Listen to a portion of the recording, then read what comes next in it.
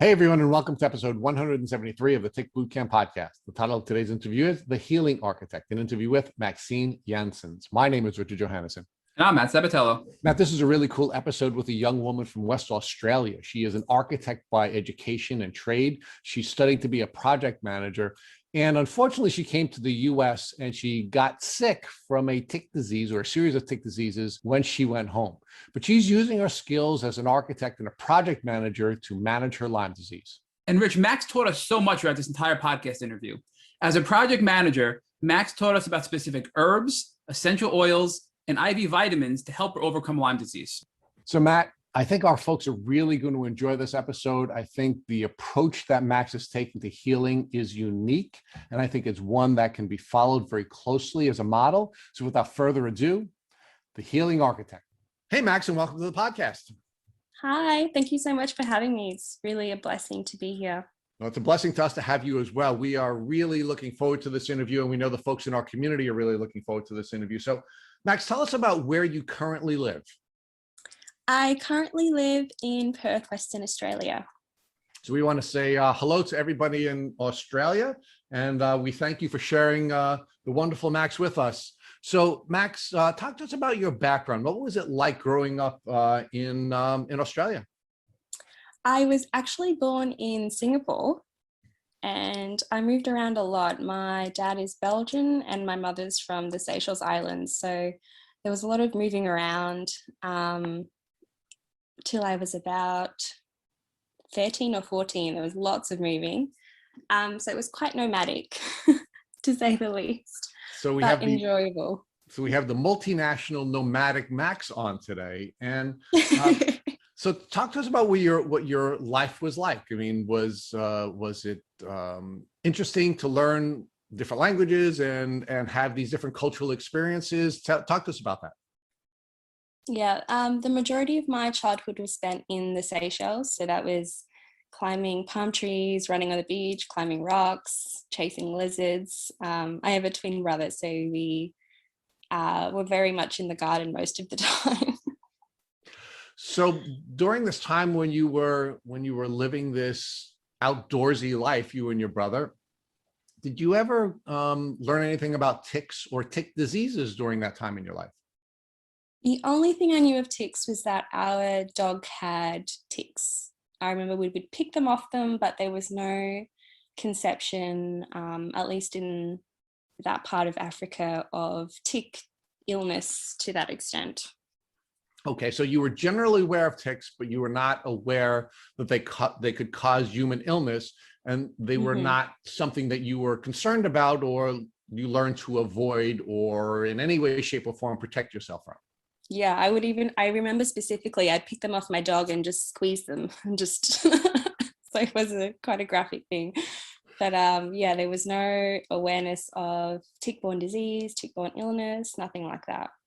All right, so let's fast forward. You're now 13 years old and you're now moving back to Australia. Talk to us about what your experience was like in Australia. It was a big transition.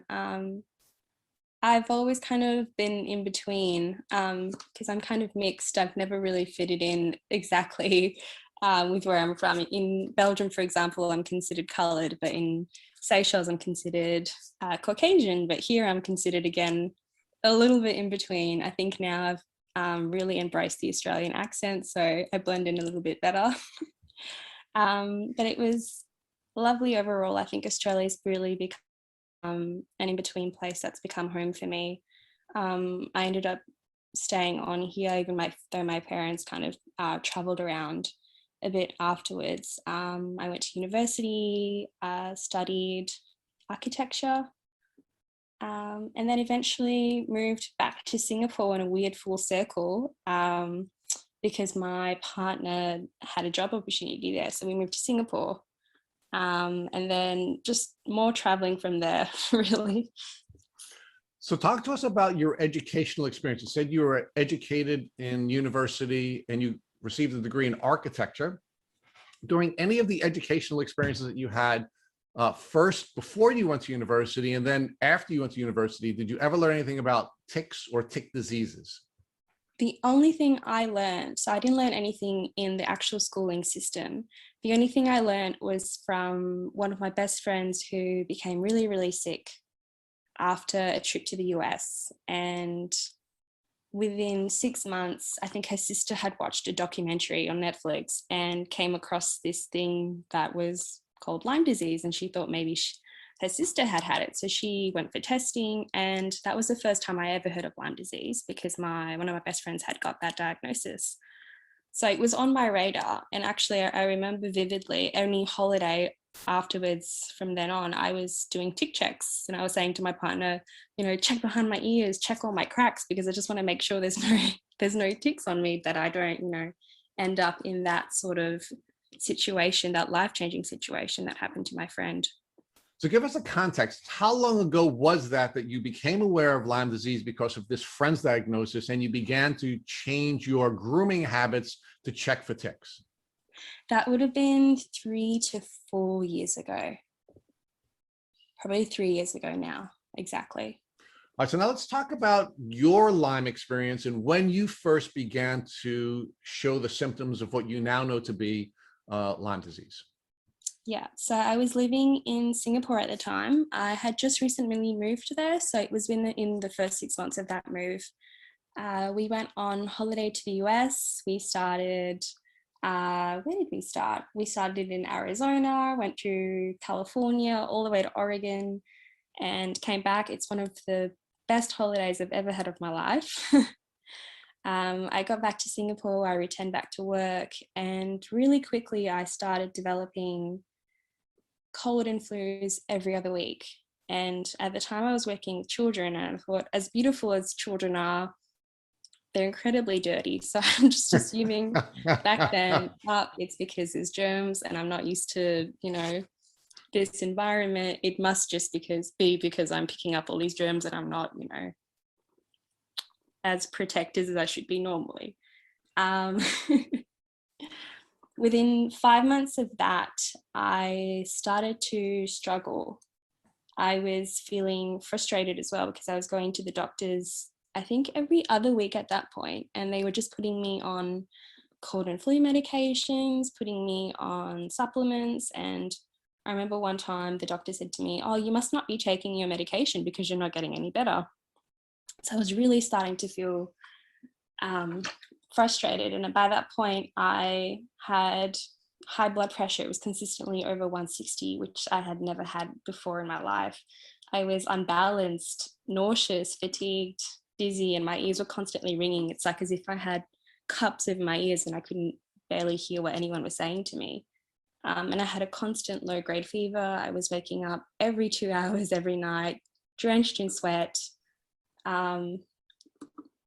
And I remember going back to Perth just for a weekend. I went back for 2 days just to see my old doctor, because I thought, she's seen me for some years now. Maybe she has some idea what's going on, or at least we have that relationship. And she looked at me, and I remember she looked very worried.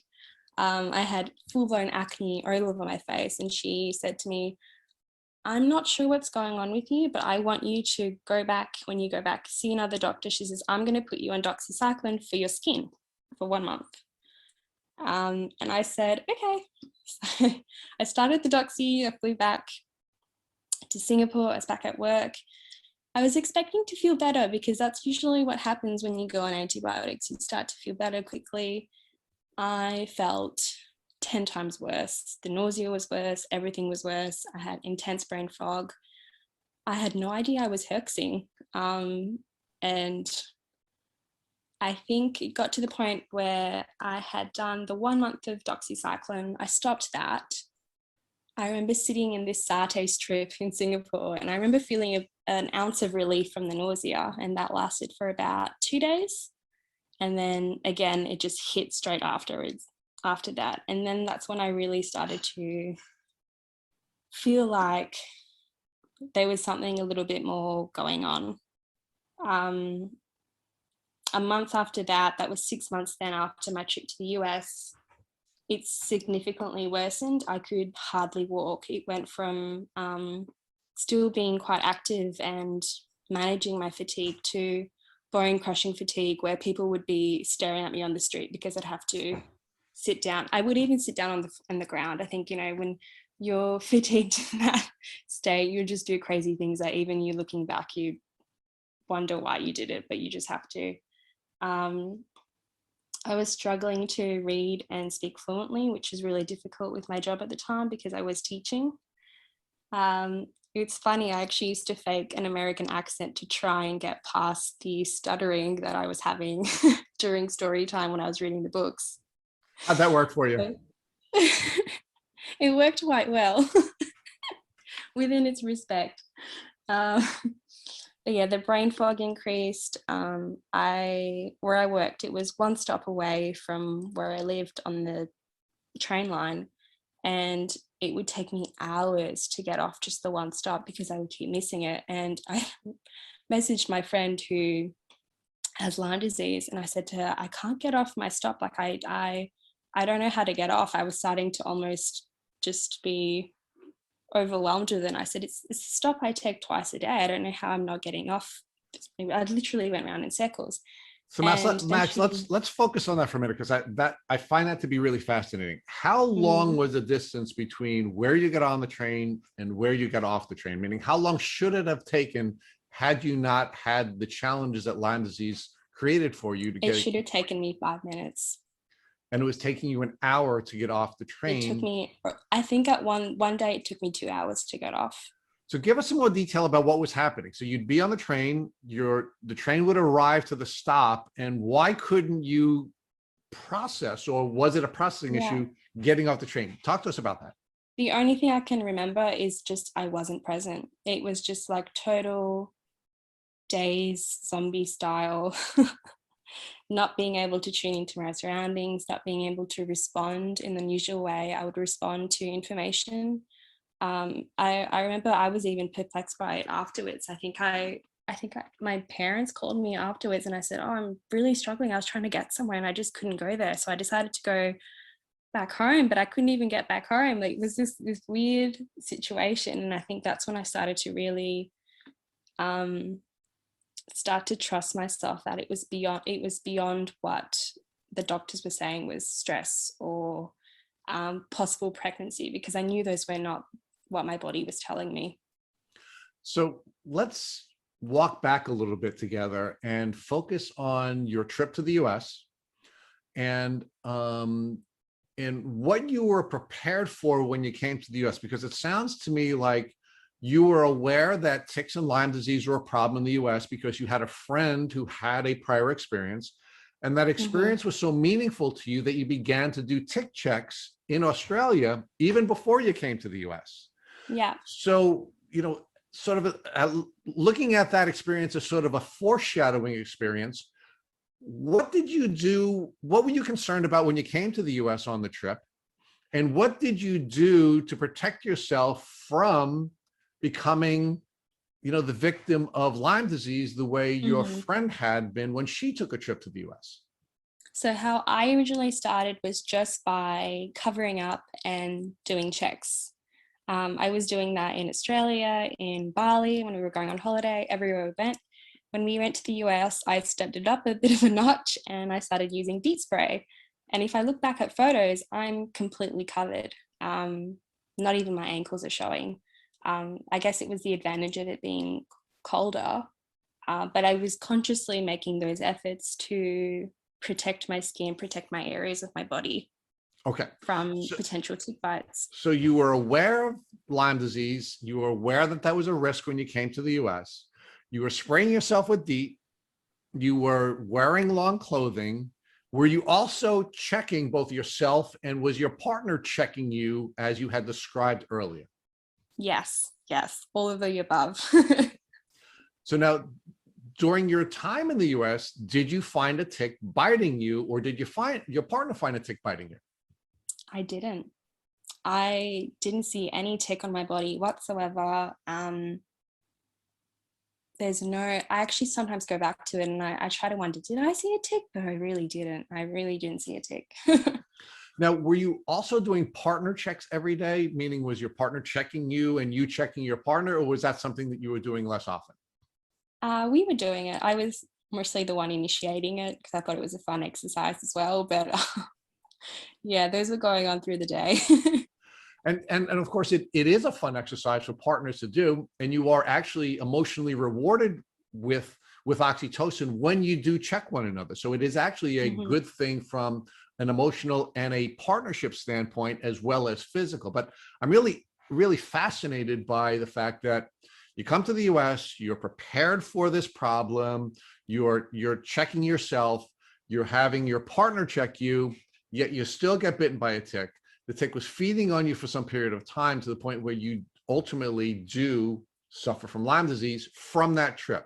Now, are you Mhm. sure it's from the trip? Meaning when you came to the US and we welcomed you with open arms, and are you sure we also gave you that disease? Or is it possible that you could have suffered that disease, that tick bite, in some other place on your travels? I mean, it's always possible. I have gone over the scenario quite a few times, and I do believe it was from the US just because of how the timeline played out. It was really within a month after the US. I think within 3 weeks, I had cold and flus every other week, and then it really quickly progressed. I mean, before that, I was total picture of health, climbing thousands of steps in different countries, surfing, exercising multiple times a week. It was really, you could really draw a line in the sand from well and unwell. Now, Max, one of the things that we've learned through the 175 interviews that we've done is that in some cases there is a connection between a bite and the development of a chronic illness, but it's actually pretty rare, meaning especially when you have young people who are healthy, in most cases they're able to manage the various bacteria and viruses and protozoa, and now we've learned worms that are spit into us by ticks. But what happens is we generally have an immune disrupting event that causes our body to lose the ability to manage all Mhm. of these germs that were spit into us.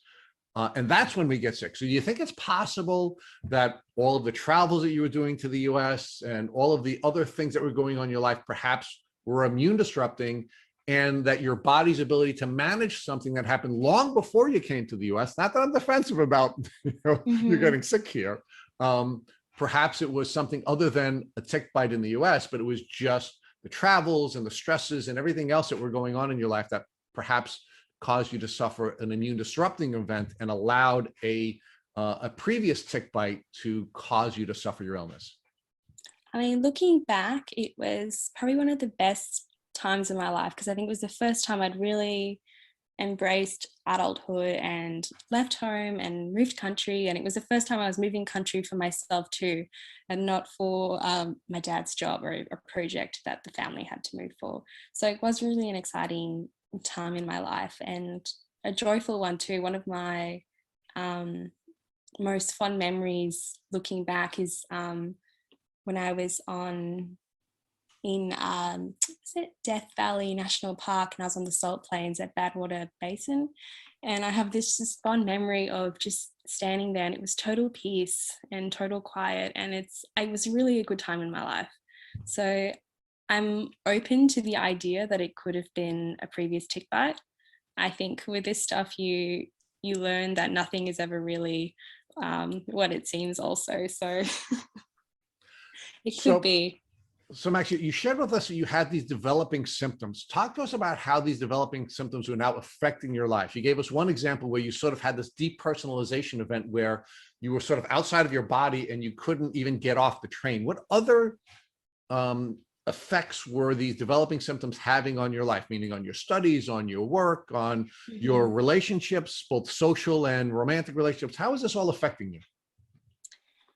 Socially, it was quite a big one because you start to, with my journey, even though in retrospect the symptoms came on quite suddenly, it was also, in a sense, while I was living it, it was happening quite gradually. It wasn't something where I could immediately pinpoint, oh, I'm super sick now. It was quite gradual when it was happening. So socially, it was a big one. In Singapore, there's a great nightlife. So it was, we'd go out every night after work, or, you know, even if it's just a nice casual night out, it would be me feeling like, no, I just want to go home, because I had to negotiate with myself, can I actually make it home if I do that extra stop, or if I, you know, if I work a little bit longer, am I actually going to be able to get home? Because the fatigue at that point was getting so bad. It was not uncommon for me at that point for my partner to physically sometimes pick me up and carry me. And looking back, I think people must have thought I was just, I don't know what they would have thought. It was broad daylight. They would have thought, what is this girl? What's going on with this girl? You know, it would literally be like piggyback carried. And even at those points, sometimes I couldn't even hold him with my arms, even just hold myself up. So it was really bone crushing fatigue. So Max, how did you feel when you were so sick that you had to be physically carried, that that your body was so weak that you couldn't walk from point A to point B? Weirdly, I laughed about it. I would make jokes about it, and maybe that's part of my coping mechanism. I think if I didn't laugh about it, I probably would have been crying. But I made laughter out of it. I found ways. I said, you know, this must look really funny right now. And my partner knew how sick I was. He'd never seen me like that before. But he also said to me, he's like, oh, you still got a good attitude about it. And I said, yeah, well, I said, you just have to, because I think that's the only thing that's going to get you by, really, is that sense of self that you can still carry through. So talk to us about how your partner was reacting to your developing symptoms. And do you think there was any point where you were disappointed in your inability to be the partner you wanted to be? He was really worried. He'd be checking on me multiple times a day. And not that we're distant partners, but, you know, we also enjoy our own time when we're doing our own thing. But he was really worried about me. He still is, actually. He's really, it's been amazing actually how it's changed our relationship, because it's brought us from, I'm getting emotional talking about it.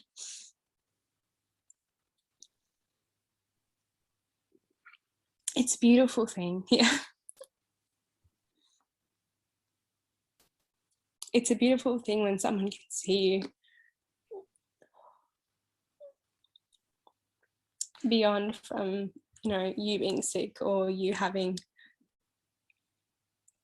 illness, where, you know, other people would be, I guess, expecting more from you, expecting you to show up or look in a certain way or act in a certain way. It's beautiful to have someone not expect that and just see you beyond all of that. So while we all wipe our eyes from the tears that you're causing us all to, talk to us about how this was affecting your parents. How were they reacting to your developing symptoms? It was very hard for them because they were in Australia. So they would call, and then, you know, I would say, oh, I couldn't go to work today because I couldn't stand up to get it out of the apartment. So they were really worried. But it was interesting that when I did come back, there was this weird adjustment period, because, you know, I was saying all these things, I can't do this, I can't do that, and I'm struggling to do this now, but you look at me and you don't see that. So it is it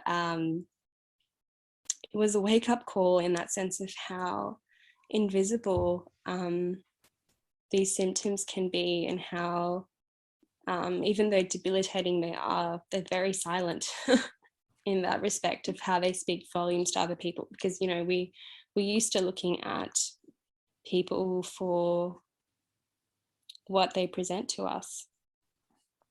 So Max, one of the challenges that we've seen in our podcast is that romance generally doesn't survive Lyme. And it sounds from what you just shared with us that you and your partner have been able to maintain your relationship despite the challenges that you've had with Lyme disease. So can you talk to us about why you believe your relationship has been able to survive despite all of the challenges that you and he and together you've had to face? So actually, I took some, I guess, inspiration from my friend, one of my best friends who had Lyme. Her relationship at the time did not survive. So I think seeing her go through that, and if one of my friends goes through something, I go through it with them. So when then I finally got the diagnosis of Lyme disease and co-infections, in my head I thought, okay, I need to prepare myself and prepare my partner, just in respects of, I'm going to go through this journey and I have no choice in that journey. I'm going to go through it whether I like it or not. And I was kind of cutthroat to him. I kind of, had this conversation with him one day and I said, I'm going to go through this. And if you want to go through that with me, I would like you to, but I don't need you to. And I don't expect you to if you don't want to. But I need 110% because that's what I'm going to give this. And I need that from you too. So it was kind of this weird chat beforehand. And this adjustment period, I guess, for both of us, where we both, I guess, had to make our own decisions of how much are we going to put into this while this is going on, because this is really, these situations are really life-changing. It throws everything on another foot that it's not used to being on. So now, as the good architect, you began to build your plan. And part of that plan was to talk with your partner about what it is that you anticipated that you and he were going to have to face together. Now, it's one thing to say, okay, Max, I sign up. It's another thing to go through the journey together and deal with all the challenges that you and he were required to face. So talk to us about how, even though he was kind enough to say, I sign up, I'll go on the journey with you. What other things were you and he able to do together so that he was able to stay on the journey with you and you were able to stay on the journey with him? For me, it was really about total transparency. And I think before that, I'd always kind of been one of those girls that was like, oh no, a little mystery is nice, it keeps the romance alive, whatever. But there's no mystery in this anymore. I really had to become an open book. I related to just pure glass, because I think it's already hard enough in yourself to sometimes validate what's going on, because a lot of the time, you're experiencing something and you're not sure if it's sometimes even real, because it's just so out of this world. You're like, is this even possible that this is happening? And that's an adjustment period in the beginning. So I had to just really be transparent and say, this is how I'm feeling today. And then he would say, is there anything I can do? And often it'd just be something small, like a glass of water or anything. But a lot of the time it was just having someone there to even just ask the question. So you used the tool of radical self-advocacy, where you were just advocating for yourself and you were just sharing what was going on and you were letting him know how you were feeling and what your needs were. And how was he responding to that? Meaning, what was he doing that allowed him to have his needs met so that he could continue on this journey in a healthy way? He was doing the same. So he would say, this is how I'm feeling too, and I'm feeling this and I'm feeling this. And it was really just, I think, a matter of communication and just acceptance, because how I saw it is that we both chose each other in this journey. Even I see it as a journey that we had before. This is just, I guess, another chapter, but we both chose that. So it's just a matter of acceptance and not feeling like there's necessarily something you have to do about it. I feel like there can be a lot of feelings going on and not necessarily an immediate response or an immediate fix or something you can relate to it. But I feel like just having that transparency and being able to honor and thank that person for listening is really, really beautiful. Were there any times on the journey where you either got frustrated with him or he got frustrated with you? And how did you deal with those frustrations if there were any? I think there's been lots of little ones. I think for the most part, we've been pretty good. There's just been little ones. And usually it's just come down to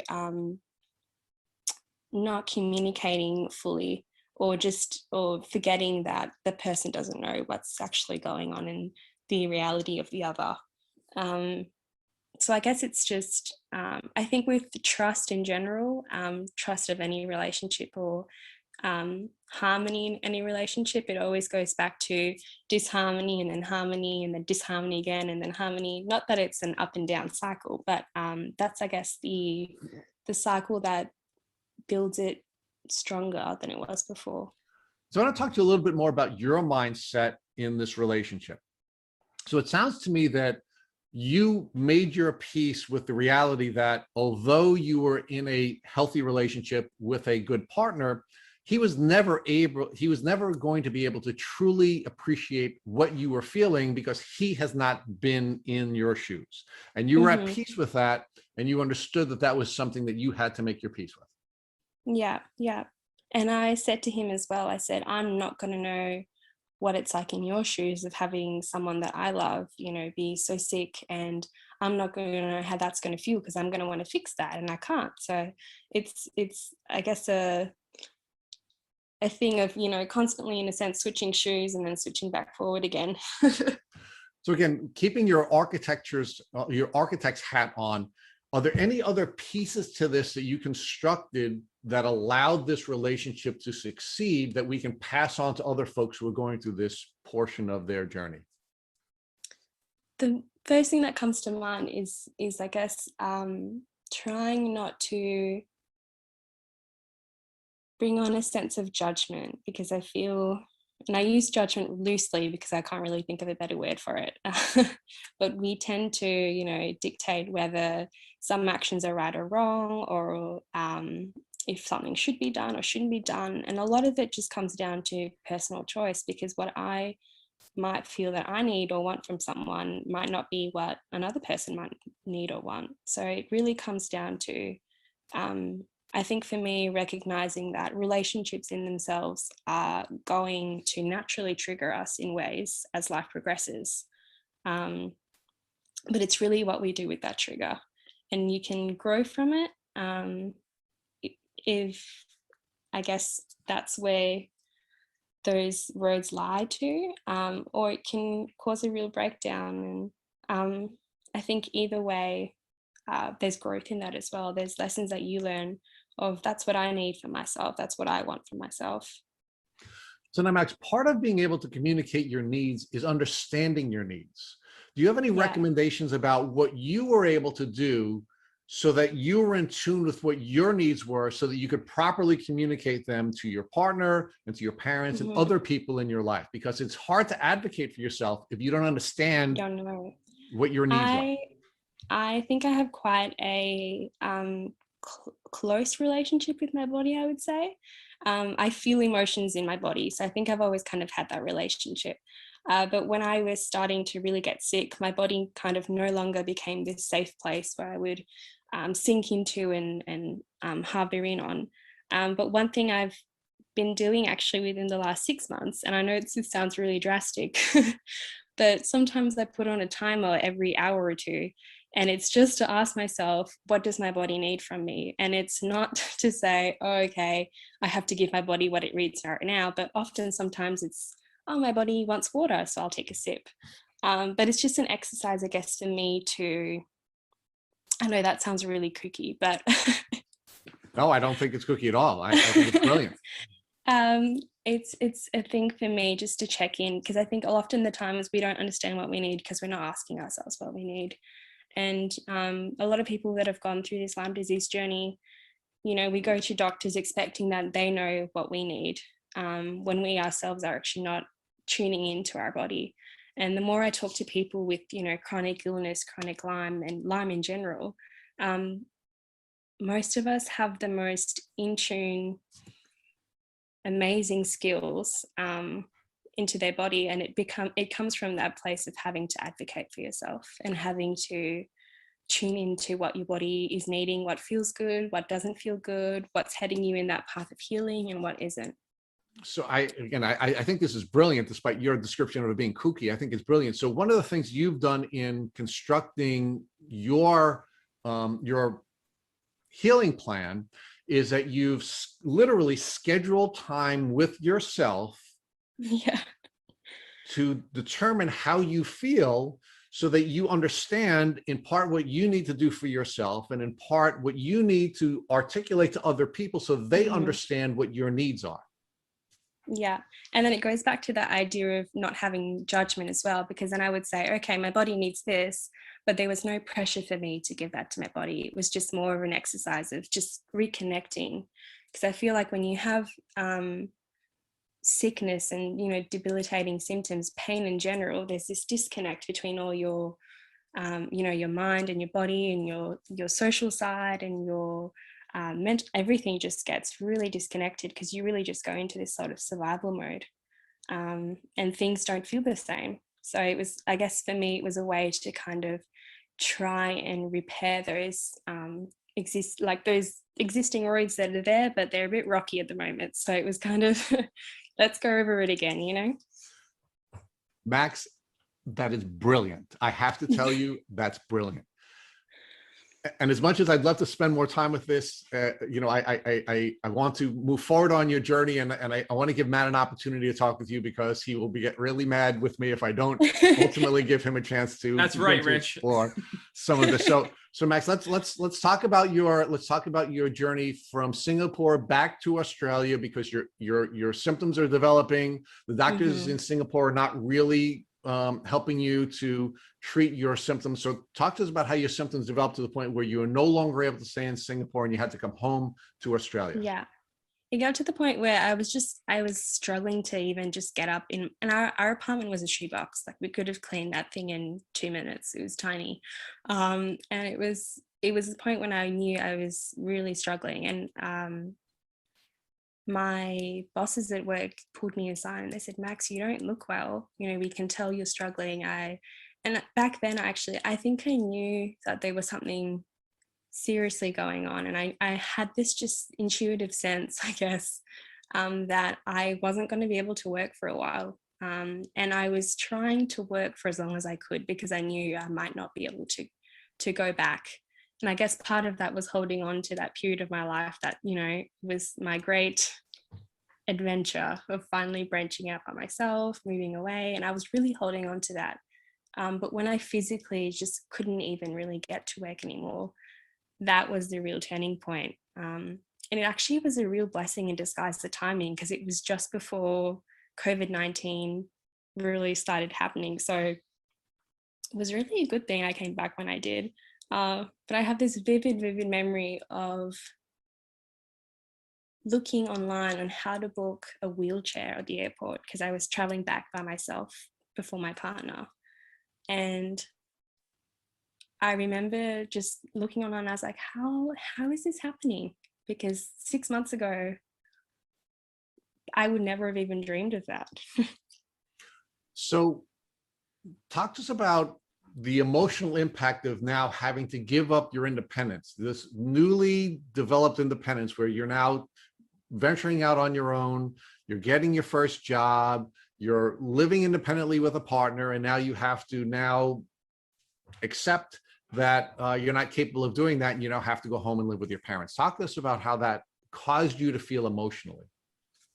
I was very sad. I knew part of me that it just had to be done because it was just getting to the point physically. But emotionally, I was quite torn up about it. I kept going back and forth, trying to, I guess, figure out a way to hold on to it. But I do think in a weird way, all the nomadic lifestyles of my upbringing when I was younger, I think that kind of helped me in that respect because I don't know, I liken it to pebblestone walking with heels. Like you've kind of got to find a little, you know, step in your foot and you've got to find that balance. So I guess I saw it as another one of those. I'm like, oh, okay, it's a bit unsteady again, but I'll find my balance somehow. I really took it on very quickly as just, this is another chapter in my life and this is another journey. And I was saying within a month already, I was saying back then, I didn't even have a proper Lyme disease diagnosis, but I just knew in my body, I was already saying, this is going to make me a better person, which I think is, looking back, I don't even know how that came out, but I think anything that had happened previously in my life had already kind of prepared me for that. So Max, it's my understanding that you were able to find a Lyme literate doctor pretty quickly when you arrived back to Australia. So talk to us about your flight back to Australia and then the events that developed from when you had arrived back to Australia to your first visit with a Lyme literate doctor. Yeah, so I arrived back in Australia at around 2 a.m. and my appointment with my Lyme literate doctor was for about 11 a.m. So I really literally got off the plane, came back to my parents' house. They picked me up from the airport. I took a shower, had a nap, and then I was off to see this doctor. I had booked him, actually my friend had booked him in for me. My friend who had Lyme disease, she booked him in for me. So she is really a godsend in how I even found him, because he's one of the only doctors in the whole of Australia in general who really openly treats Lyme disease and co-infections. So I'm so blessed. I'm so blessed for that. Well, talk to us about the communication you had with the friend who had Lyme disease, because we know that she had her Lyme disease journey before you had yours. She had come to the US before you did. She had gotten sick before you did. You changed your behavior, but still got sick. When did you reconnect with her about your Lyme disease journey while you were in Singapore? I have a vivid memory of walking home from the doctor, and the doctor was only less than a 3-minute walk from my apartment in Singapore. And I was chatting to her on WhatsApp and I said to her, I can't walk home. Like, I don't think I can make it. I think I have to call my partner to come help me. And she wrote back, you have Lyme. And I remember looking at it and I just was I guess I think part of me already knew, because I knew that type of fatigue was not normal. My body was really just shutting down. But hearing that from a person who has Lyme is pretty big. And how long after you had that interaction with her where she helped you to self-diagnose with Lyme disease did you come back to Australia? So that was in August. Oh, that was in July. I came home November. So even after she said that, she kind of went back and forth a bit. She's like, oh, maybe you don't though, maybe you do, and maybe you don't. And then I started really advocating for getting tested. I went to the doctors there and I said, can you run a Lyme disease test for me? And they said, oh, we don't do that here. We can do it through the US, but I think it was $1,000 or something. And I said, oh, and your insurance doesn't cover it. So I thought, okay, how can I get away around this? So I started testing for co-infections. And this was just after the month of doxycycline, after I came back in August. And those were coming back highly positive. So that's when I kind of knew there was something going on, and it was most likely Lyme. So within that, it was really just, I guess, those milestones of figuring out, okay, yes, I'm not going crazy, there is something going on. And then coming back in November. So let's talk about that internal struggle that you were going through at that time. You were told by a friend that she believed you had Lyme disease. You started to test yourself and you started to discover that there were co-infections. You were getting sicker and sicker, depersonalization to the point where you couldn't get off of a 3-minute train ride for over an hour. Yet you stay in Singapore and you don't get more extensive treatment. What was the conflict that was going on in your mind between the young woman who wanted to retain her independence and continue to live this independent life, and this young woman who is getting sicker and sicker, knowing that she probably had Lyme disease? The conflict was, maybe I'm not sick. Maybe the doctors here are right. Maybe it is just stress. Maybe I am pregnant. Maybe it's all these things but Lyme disease. Maybe I'm being over dramatic. And I don't know if it's kind of this, I guess it gets a bit political in the idea of, being a woman in a doctor's office.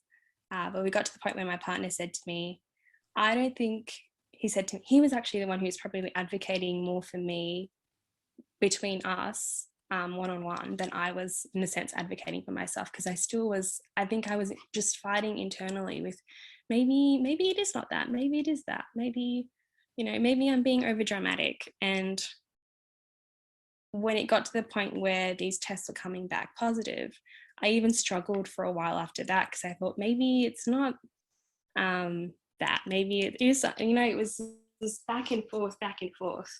And I do have to attribute that as well. And it's something I learned afterwards, because I started studying the infections that came back positive. So one of the first ones that came back positive was Mycoplasma pneumonia. So I bought a book on that and I started reading about that. And then I started learning about life cycles. And that's one thing I think every person in this should do, is study, if you can mentally take it in, study what might be going on in your body, because it gives you a better understanding of your symptoms. For example, like Bartonella has a life cycle of basically, I think it's 12 to 16 hours or something like that.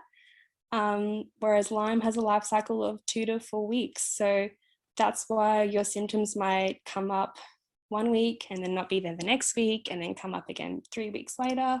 So once I started to study these things that were coming back positive, because I wanted to understand what I might be dealing with, then I kind of started to settle in with, I guess, a sort of action plan of how to move forward and how to accept it as well. So let's talk about the different ways your cognitive process of concluding that you had Lyme disease was being undermined during this window on your journey, right?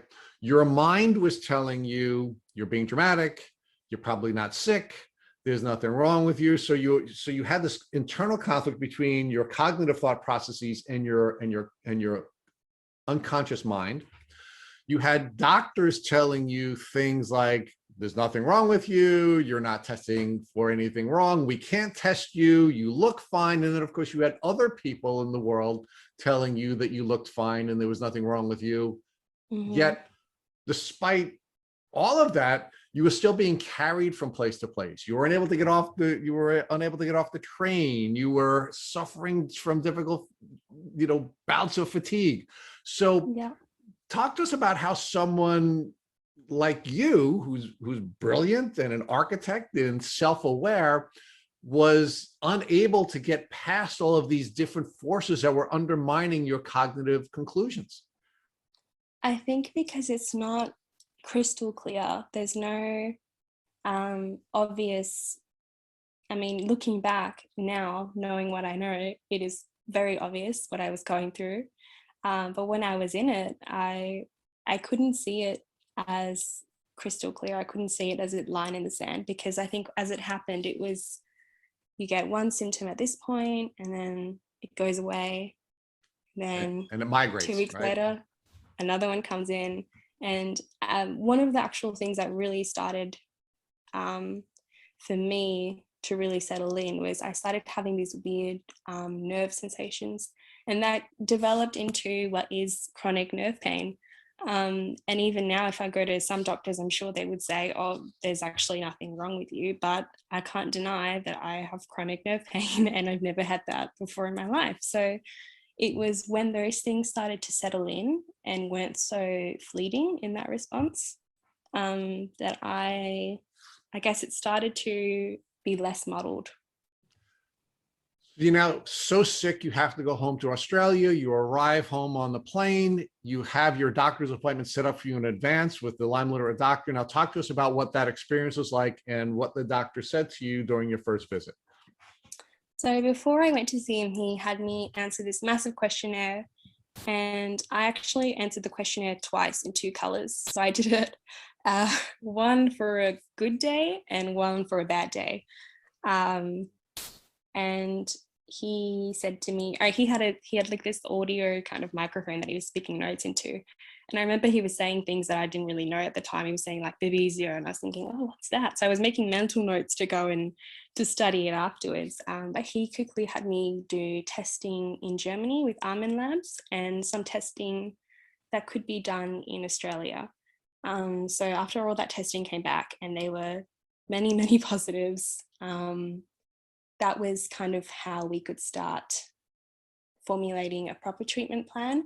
Almost immediately, though, he had me do testing as well for allergies, because I'd developed actually by that point new allergies that I'd never had before.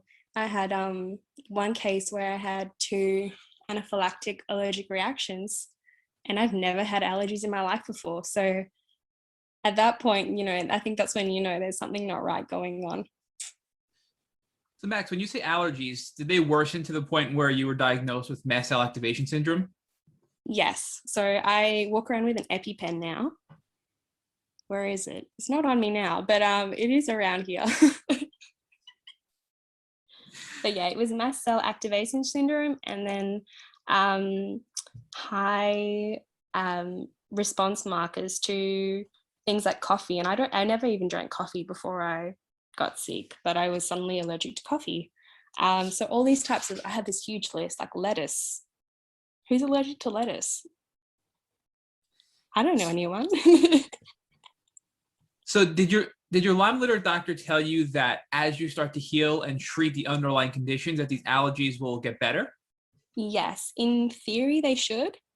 For me, I've got a lot of inflammation in my body, and I do think it's in part due to how many co-infections there are. So I guess it's just the body's way of trying to heal. So it's just basically kind of managing it now. But I do fully believe that one day I'll be fully back to my rock star self and eating lettuce and drinking coffee or whatever it is. Who would have thought an allergy to lettuce, right? So talk to us more about all these tests that you had done through Armin Labs in Germany and also local tests there in Australia. Mm-hmm. What came back positive? So obviously probably Lyme disease came back positive. We knew you had a couple of co-infections, but give us the laundry list of infections that came back positive. Okay, the list is, 1 second. This is the brain fog testing in. Okay, so I came back with Mycoplasma pneumonia, Chlamydia pneumonia, Coxsackie A, Coxsackie B, Varicella zoster virus, Yersinia, Lyme is on there, Bartonella, Babesia, and Epstein-Barr virus.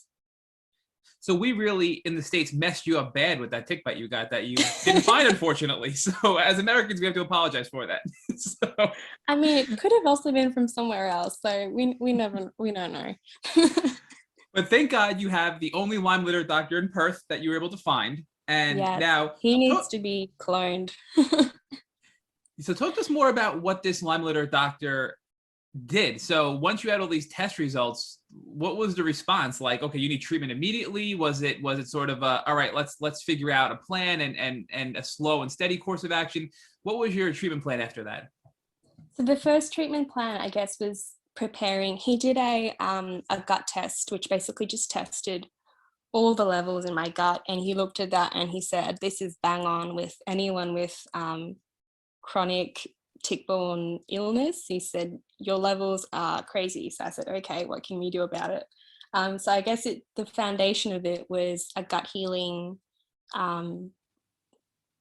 protocol for the first 6 months. And I remember him telling me it could be done in 3 months, depending on when you got infected, but maybe 6. So we'll just touch base in 3 months. So we started on that. And it was basically the way he explained it to me, which I went on to do further research, obviously, on it, the person I am, was that the immune system is just the foundation of all healing. So if your gut isn't on board, then nothing's going to be on board. So we did that for 6 months. So that was elimination diet, basically taking out everything that I was reacting to, probiotics, supplements. I think at one point I was over 100 pills a day, just trying to get all the levels back that were just so super, super low. So the idea was to strengthen your body as a whole with this gut healing protocol, this herbal protocol, et cetera, for 6 months. And then after that, I'm assuming you went on to more of a kill protocol to kill the various bacteria, viruses, protozoa, et cetera. So within the first 6 months, he started putting me on Hootenannia, which is a herb. I'm sure you call it herb, right? Yes. Herb. What do you guys call it? Herbs. I'm sorry, you probably cringe when you hear that. No. But no, then it started kind of getting into the antimicrobials.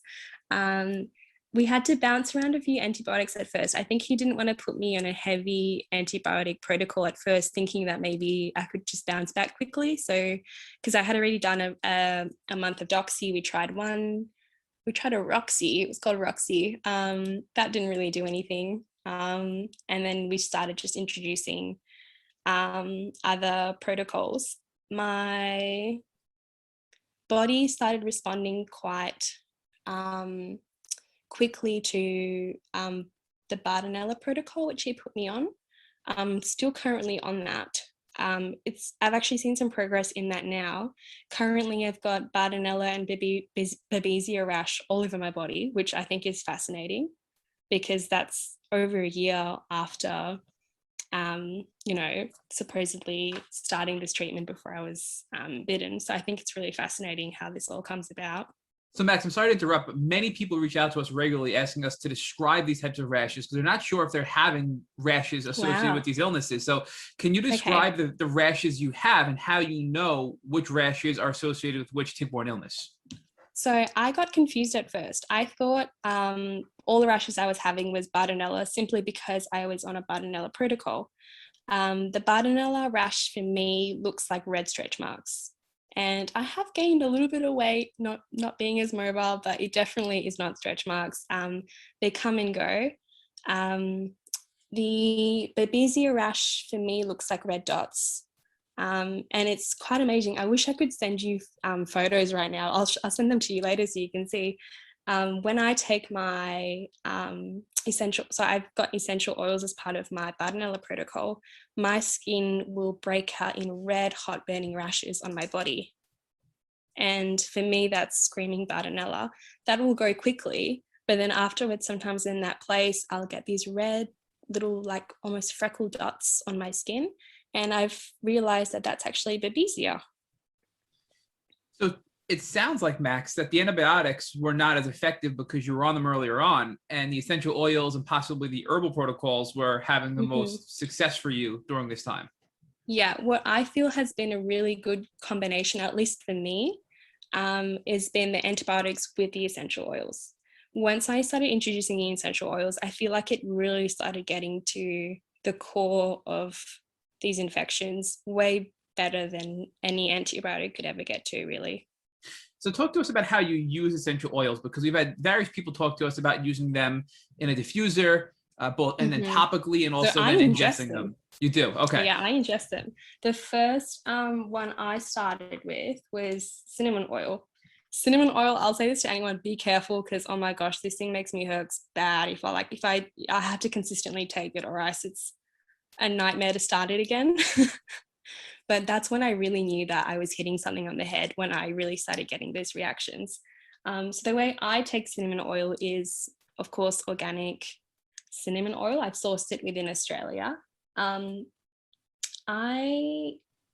So the way I used to take it before was I would put it in 20 milligrams of coconut or extra virgin oil, and I would just drink it mid-meal. But I really struggled with that, and it's just not very nice tasting for me. So you would mix I do it now. You would mix the oil with the cinnamon, the coconut oil with the cinnamon oil, and you would just drink it essentially. And then I would drink it. Okay. But it's a hot oil, so it's really hard. I find it's not a nice oil to drink. So what I do now is I put it in veggie caps. I just drop it in. I've become very expert at it. And I just ingest that as I eat food. I think I take 5 drops in the morning and 5 drops at night. But I seriously, if I took like the beginning of it, I took 1 drop, I was herxing so badly. So really go slow with it just in case. It's amazing. So Max, the cinnamon oil, is that just specifically for one Babesia or Bartonella or Lyme, or is that a multi-purpose essential oil? I see both Babesia and Bartonella rash come out from it. I'll send you the photos after of what comes out for me. It happens all in my joints as well, which is really interesting. My joints and my lymphatic system.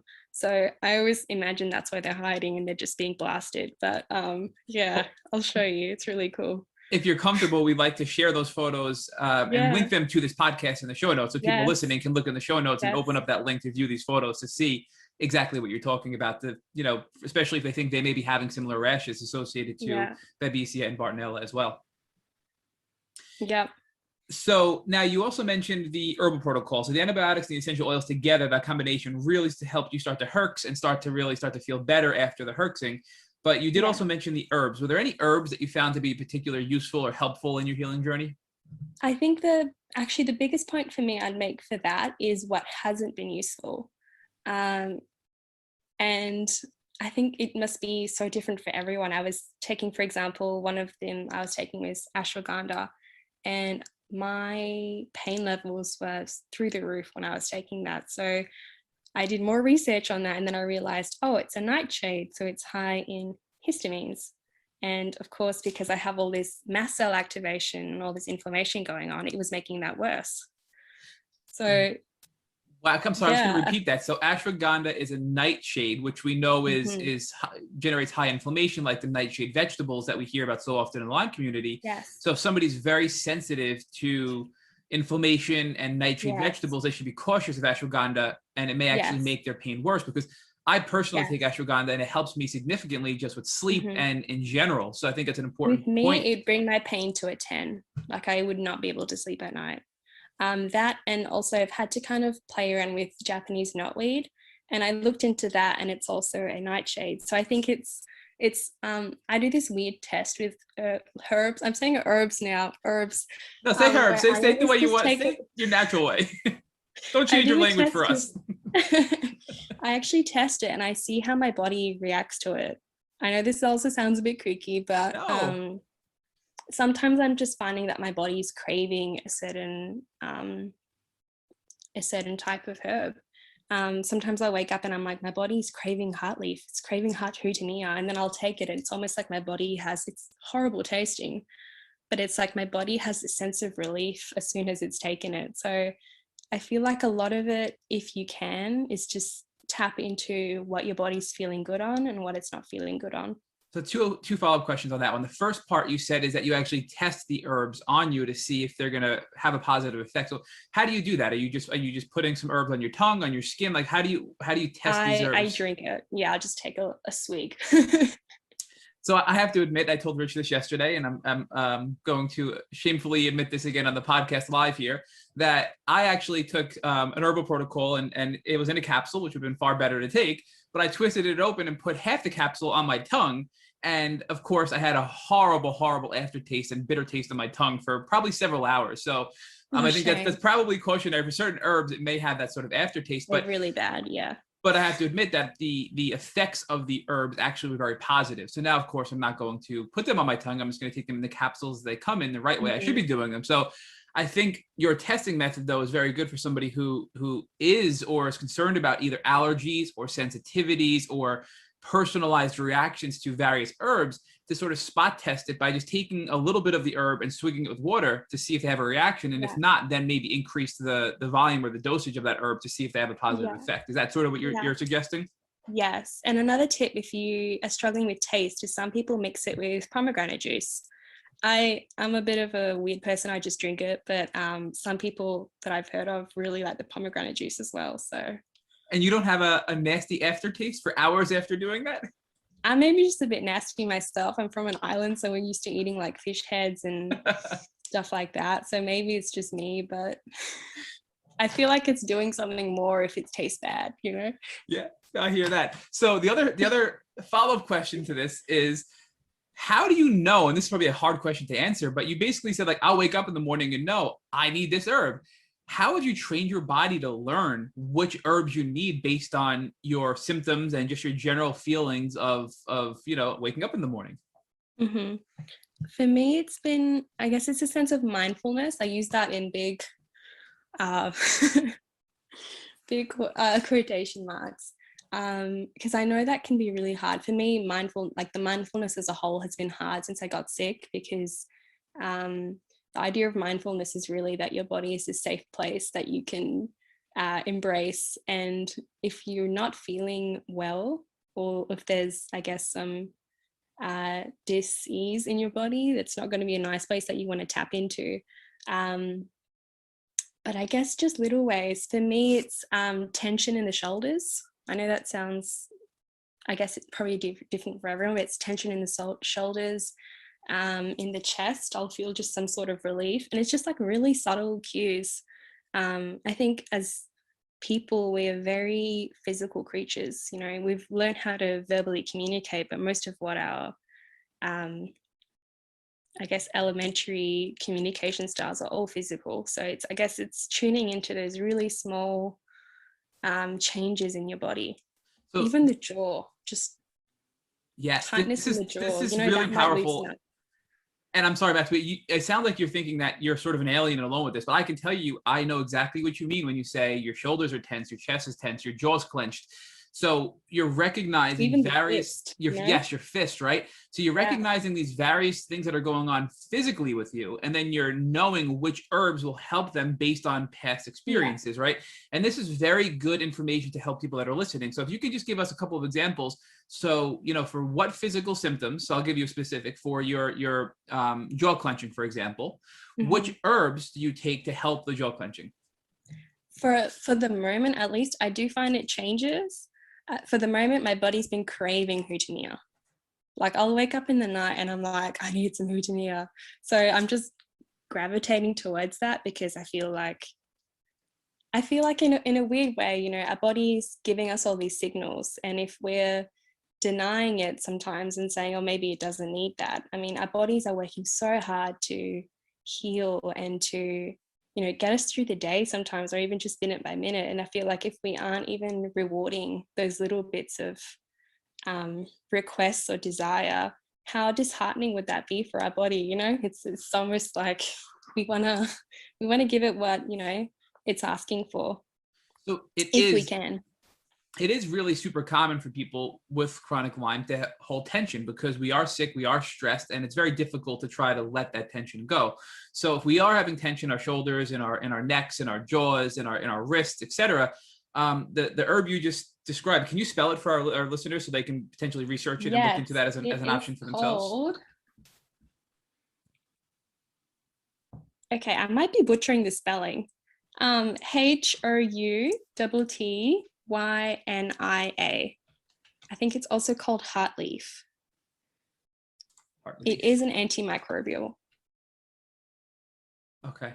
Oh, I see. Yep. If you just Google heartleaf, there's a lot of stuff out on the internet here for heartleaf. Okay, perfect. So if people are interested, really bad, so you're gonna love that one. But so maybe they should keep that in a capsule so they don't have to taste that on their mouth, right? They take the shortcut. It is really powerful. I've heard of some people that, because in Australia we tend to take it as tinctures, as liquid. I've heard of some people that take one drop in a full glass of water and can barely get that glass of water down when they first take it. So it is really powerful.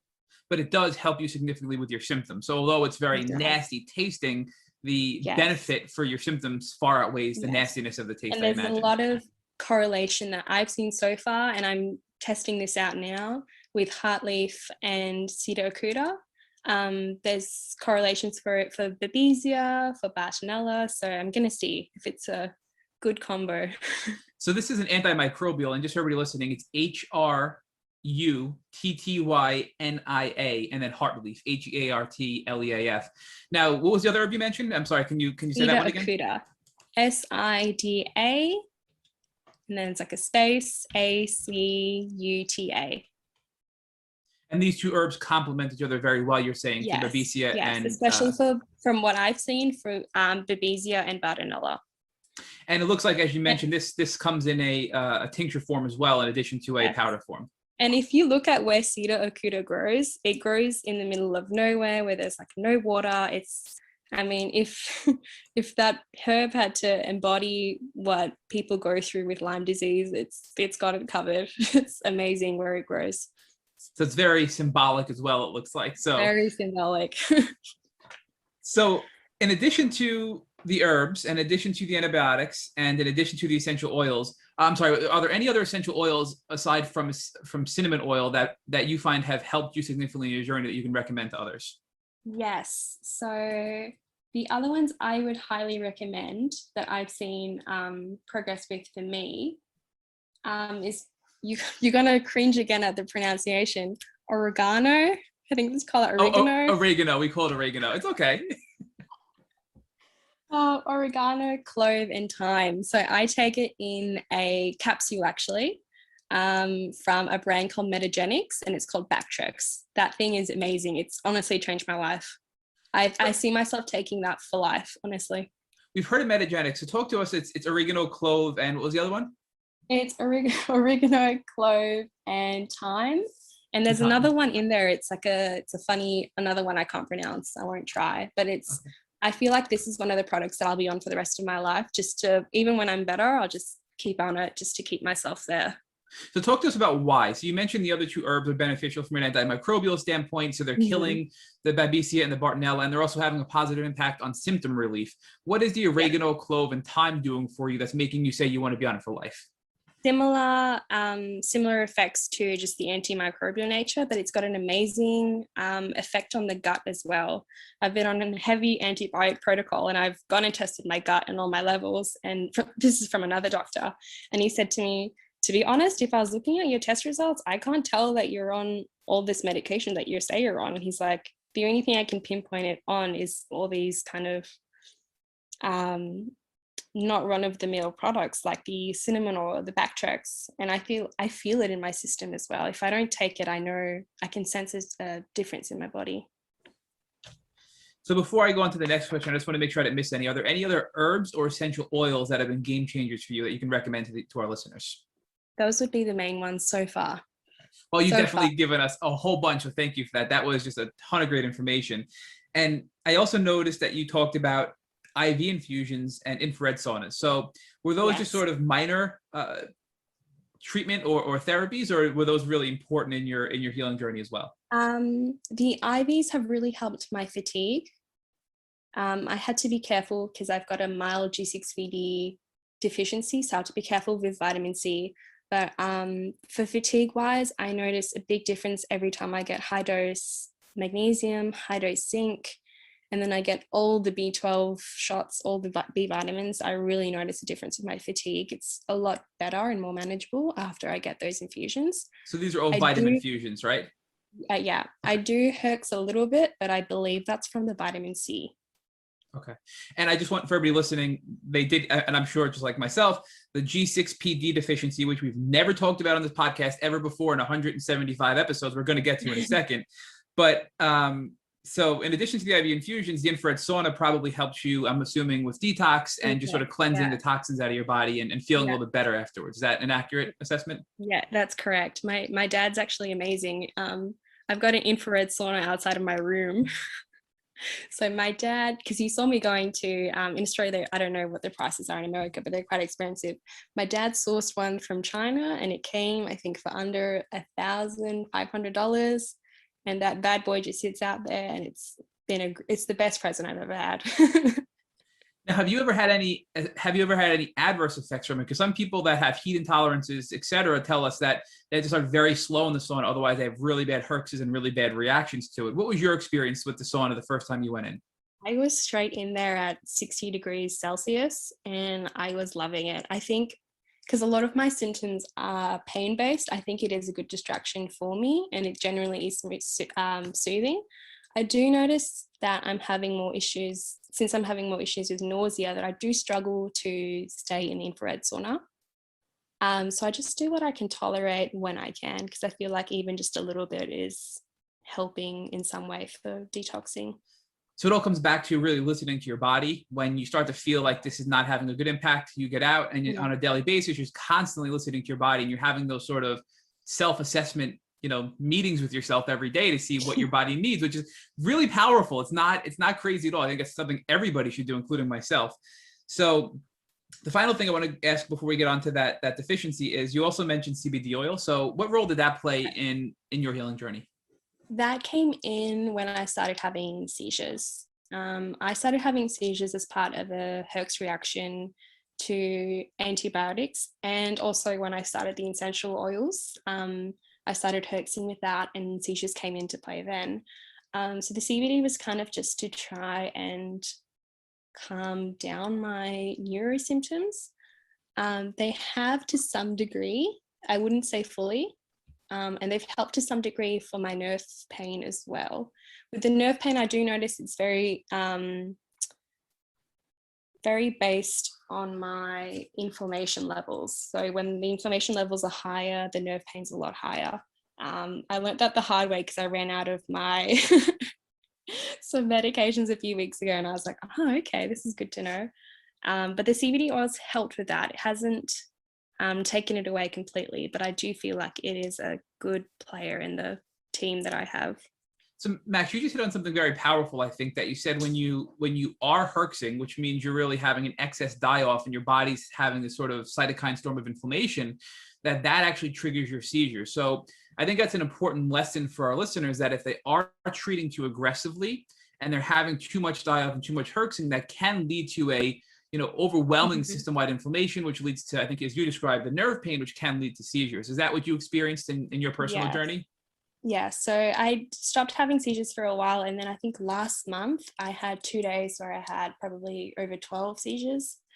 So then that was a good indication for me, okay, I've got too much going on in my system, I need to detox. So it was infrared saunas, drinking my body weight in water, magnesium salt baths, and just trying to get whatever I could to, It sounds like you want to back off the antimicrobials and the kill part of your protocol, and then you want to boost up the detox part of your protocol to flood all these toxins out of your body to decrease the inflammation, to stop the seizures, which were really the root cause of your seizures in that case, it sounds like.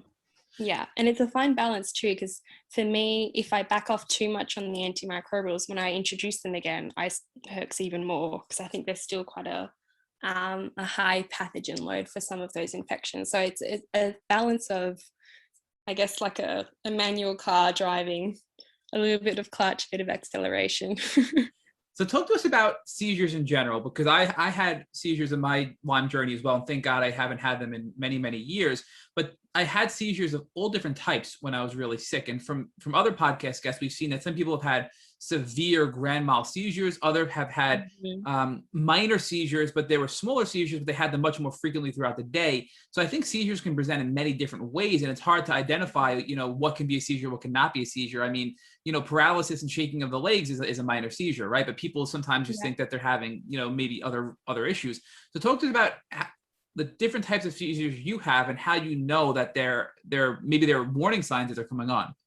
Yeah, the only type of seizure I'll say that I've been fully aware of are simple partial seizures, and they always affect, so far, the right side of my body, which I find really interesting.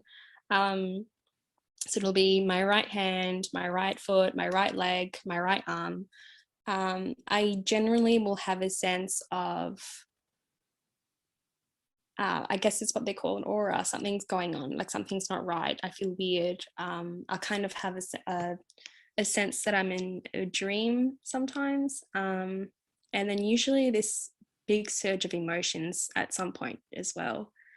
But it's funny because at first I didn't quite know what they were, but it was, I guess, a process of looking at the patterns of what was going on and then putting it together and saying, okay, there is something going on here. Now, for you, is the right side of your body shaking or twitching? Are there visual shaking symptoms? And twitching, yeah. My both eyes as well will be affected, and I didn't understand why. And then I looked up parts of the brain, and apparently the eyes, if I'm not mistaken, they're controlled by a part on the left side of the brain, or lower side, which is also where the right side of the brain, right side of the body is connected to. So that made me feel less crazy. And you're definitely not crazy, and I'm sure you know that now, but mine were all left side of the body base, which I thought was so strange as well. Really? But there are so many people we've interviewed that have had, right-sided or left-sided, basically centered symptoms for their chronic Lyme disease. And one of the things my shoulders just like relaxed a bit because it felt yeah, no, it's nice I mean, not nice to hear, but I guess in a weird way, nice to hear that I'm not alone in that. For sure. And I tell you, I mean, I believe, and just a theory of mine, that the tick maybe bit me on the left side of my body, and that's why, I'm having that reaction on my left side. Or there's got to be some sort of connection why yours is your right side, mine is my left side. And other people, it just varies, right side, left side.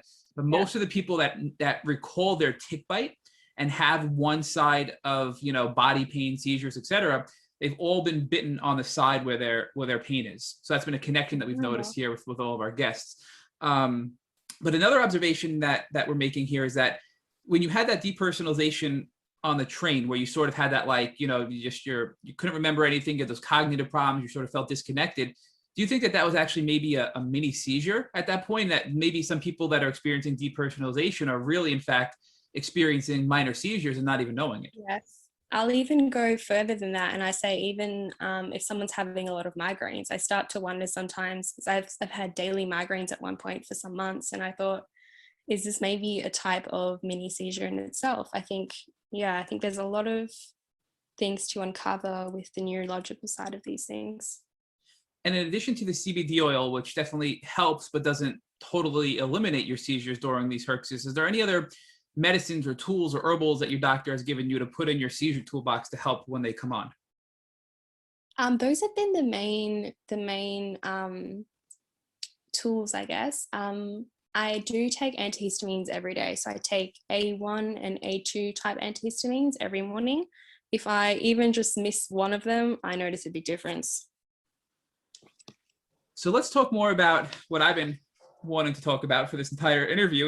But everything you've been giving us has been so powerful, I've been delaying this, is your G6pd deficiency. So you noted that ozone therapy and glutathione are very difficult for you to process because you have this G6pd genetic deficiency. So can you talk to us more about what that is and how you even knew you had it? It's basically a deficiency. That means I don't have enough, or mine's that helps me with my red. And that enzyme is called basically G6pd. The only reason I know I have it is I've got a twin brother, and it runs predominantly in males with Chinese or African backgrounds. So my brother had been tested from birth in Singapore. He knew he had it. In males, it's really harsh. It affects diet, lifestyle, everything like that. They really have to manage it. But I was never tested because I was female, and it was just assumed I didn't have it. But one doctor I was seeing here decided to test me for it just in case. That was after I got sick. And it came back positive for a mild spectrum of it on the male scale. So that's been really helpful in knowing, because I don't want to obviously do things like ozone or glutathione if obviously my body can't break it down properly. And that relates to vitamin C as well, or things like methylene blue, which I don't know if you guys have heard of, but people are using that now for Bartonella. Yes. So Max, in the beginning, you were a little cut off. Do you mind repeating just the first part you said about just when you described what it was? Because there was a little bit of static in the background. I apologize. Sorry. It's basically a deficiency that means I don't have enough, because mine's only mild, of an enzyme called G6pd. And it basically just helps with red blood cells. Gotcha. Thank you. So it helps produce them, break them down, protect them as well. So now this has been a 2-year journey, I believe, since you got diagnosed. So the last 2 years that you've been treating, and you're still on treatment, correct? Yes. So I've been on treatment for just over a year, but I got bitten supposedly 2 years ago. Gotcha. So talk to us about some of the progress you've made. So from treating for the last year, give us an example of how bad you were. Highlight another really, really low moment in your health. And then give us an example of some progress you've made today and things you can do today that you weren't able to do a year ago. Not being able to hold my own glass of water and having that slip through my fingers, or dropping it on the floor, or even holding my knife and fork at dinner. Just the fatigue was so bad.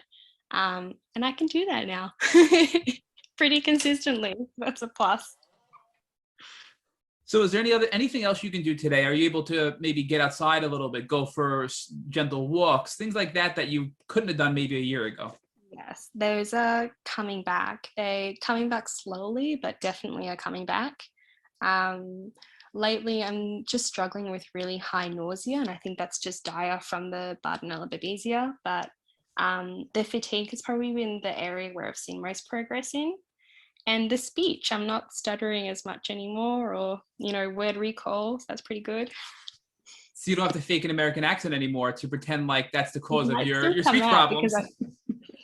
It might still come out because I did go to an American high school. So if it does, I'm not mocking you. It's just you've been awesome. So I just want to highlight though, because we have just this week alone, and it's very heartbreaking to hear. So for everybody who's listening, if anybody's out there who thinks they can't get better, you're bedbound, or you're very limited physically, emotionally, and you feel like there's no hope, that Max and everybody else we've interviewed are just perfect examples and inspirations that you can get better. You need to be patient. You need to keep fighting. Yeah. You need to keep treating, and you have to focus on the little wins, because Max, you've made some great progress. You're going to continue to make progress. And I know, and Rich knows, that you are going to enter remission, because you're going to keep fighting until you get there, and you're going to keep helping people in this community. So we want to thank you for that. And my final question before I hand this back over to Rich is, just give us a percentage. I mean, you know, you've been on this interview, we've been talking for several hours, including the offline chat, but give us an assessment of how much you feel you've regained your health percentage-wise. This is always a hard question, and people say it's a trick question and they don't like answering it, but I'm curious to see what you're going to say to this question. Yeah, I guess you say it's a trick question because it's always a bit up and down. I would say overall 25 to maybe 30% on a good day physically. I would say emotionally, like in terms of psychological strength, it's 200 plus. I feel like I'm on another wavelength, and I could never have been on this wavelength that I am now on. That's a perfect transition to what we need to talk about now, which is your transition and your transformation. So talk to us about how this journey has been beautiful and what you've learned about yourself on this journey. I've learned so many things, just even in terms of my life goals. You know, before we were talking about my background was architecture, and I thought that's what I was going to do for my whole life. That's kind of gone out the window because I think my priorities have changed completely, and I've had to ask myself what I want in my life and what I need, and what can allow me to do those things. And that might not be architecture, and that's okay. I probably still always do it because I love it. But I guess it's opening myself up to life and what it will bring me. One of the amazing things I think about is that I'm not a stranger anymore to the things I've been experiencing. And I know this, it can be taken in a dark way, but I think there's a beauty to it that, you know, you're not a stranger anymore to things like chronic nerve pain. You're not a stranger to debilitating fatigue, nausea, neurological issues, you know, seizures, joint pain, brain swelling. You're not a stranger to the idea that you can't trust your body. And I know that sounds really heavy to think about, but there's a beauty to it because you can actually start relating to other people in ways that you never thought you could. And you start relating to yourself in ways that you never thought you could as well. Because I always thought I was, I guess in essence, a strong person, but now I really know. I think there's the only person that really can get you through this situation is yourself, and it's learning to love yourself, learning to speak differently to yourself, learning how to be kinder and make things easier for yourself. I think before I was someone who would put rocks in my backpack if I was working out because it would make me stronger. I've had to kind of relearn things in that sense of, okay, let's take the rocks out, let's take the backpack off, let's just skip the whole workout, and you know, what can we do to make this easier for myself? What can I do to continue to heal? So we spoke a lot about your self-awareness and your sort of introduction to you. As a young person, you sort of had this very healthy, vibrant experience, and you just took all of that for granted. And now we have a young woman who very much understands who she is. You understand how you feel. You understand why you feel. You're able to set goals. Talk about how the suffering that you went through on this Lyme disease journey was the only way that you believe you could have learned all of this about yourself. That's a great question. I think when you go through this type of suffering, you encounter fears that you didn't have before. One of the biggest fears for me is living like this forever. Then, you know, it sounds horrible to say, but I'm more afraid of living like this forever than I am dying from it. But there's also a strength in that of, okay, so I'm going to choose life. I'm going to choose healing. And, you know, a lot of people say speak positive. And I kind of have I've had days where, if someone said think positively, I didn't like the word positive. So I had to kind of go back. And I think maybe it's something that some people have to do even before their foundations of, okay, how do we heal the gut? Sometimes you have to go all the way back and say, do I want to live? Do I want to choose life? Do I want to choose healing? And kind of make that pact with yourself and go back, and if you have to, just reconfirm that with yourself, because your body's working so hard for you and it's wanting to heal, and we have to align ourselves with that as well. So talk to us about how the new relationship that you have with yourself and the new understanding that you've developed with yourself has now allowed you to have better relationships with the other people in your life. I think it's a great eye-opener that, firstly, no one really knows what's going on. Because even now, I can see someone and they would say to me, Max, I have no idea. I would have no idea that you're unwell right now, or that this is, that if you were to rate your pain on a scale of 1 to 10, that you're even rating it at this level. I think it's a great eye-opener that we never really know what the other person is going through. It's a great eye-opener as well for surrounding yourself with people who make you feel good. I think that's one thing that's really important. Is it can be really easy to slip into negative or toxic, I call it vulture speak, environments. Even sometimes that's the news. There's been periods of times where I can't even have the news playing because there's too much going on for me to even take in. So socially as well, that goes into that of bringing a side of yourself that can be open, but that can also protect yourself if you need to.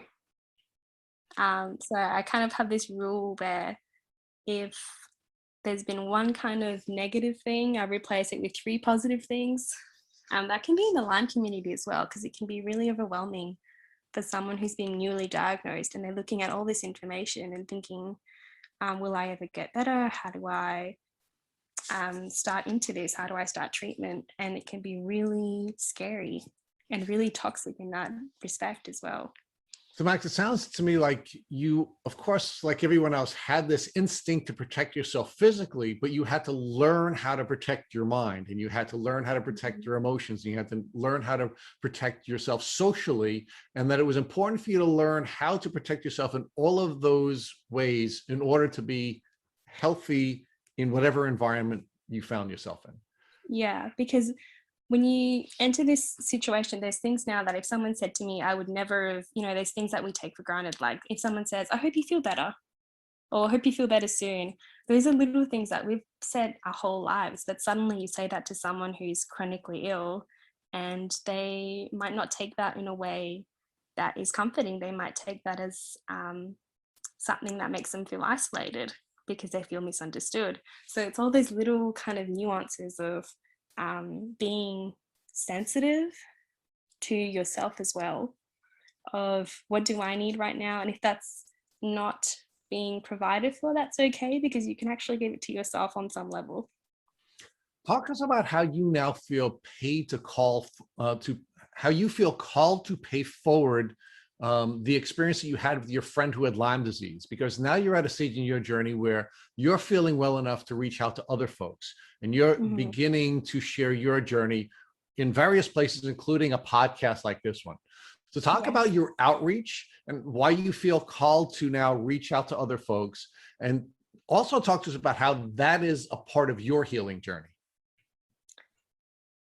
It's part of my healing journey because this in itself is the first time I've actually openly spoken with 2 other people about my journey. Of course, like my direct circle have spoken with me about it, but it's the first time I'm branching out. And I think it's an important thing, because if I didn't know the story of my friend who's had, her journey with Lyme disease, I would not have gotten a diagnosis. I know that for sure. I honestly don't know where I would be. And I tell her all the time, I said to her, I was like, knowing you and knowing your journey and knowing your story has saved my life, because I don't see myself ever have figuring out what was going on in the climate that I was in the environment that I was in. I would not have known.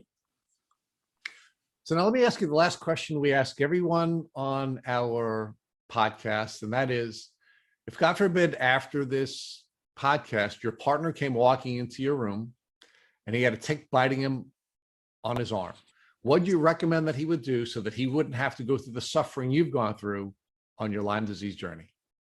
I've got a 3-step answer to this. Number 1, I would empower the immune defenses, however suited to the body. Bring in some sort of provoking teams, that'd be antimicrobials, and then bring in a detox team. I think people forget about the detox side of things. That'd be my 3-step plan. Thank you for listening to the Tick Bootcamp interview with Maxine Janssens. To our listeners, we have a call to action. First, if you'd like to learn more about Maxine, please visit our Instagram page at MaxiJans, MaxiJans. Second, if you enjoyed this episode of the Tick Bootcamp podcast, please share it with your friends by using the social media buttons you see at the bottom of the post. Third, Tick Bootcamp has created a Tick Bite blueprint that has been inspired by the information that has been shared with us by past podcast guests. We urge you to visit our website at www.tickbootcamp.com to view the blueprint. Please note we would appreciate any input or any improvements you would like to share with us. Fourth, don't forget to subscribe to this podcast on iTunes, Google Play Music, or Spotify to get the automatic episode updates of our Tick Bootcamp podcast. And finally, we thank you, our community, for your comments on our past podcast episodes. Please take a minute to leave us an honest review on iTunes, on Instagram, or on our website. We make it a point to read every single one of the reviews we get. Thank you for listening.